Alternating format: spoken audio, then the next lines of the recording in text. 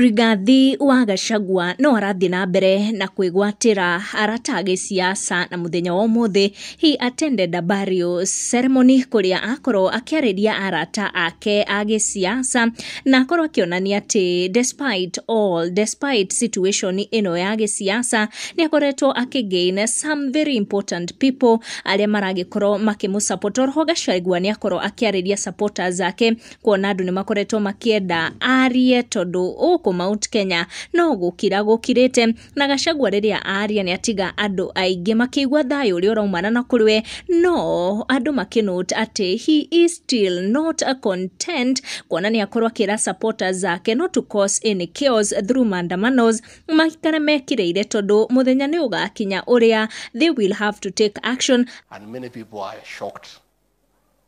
We expected people to go to the streets, lighting bonfires, destroying the vehicles, shouting. No, that is not who we are. These people don't know us well.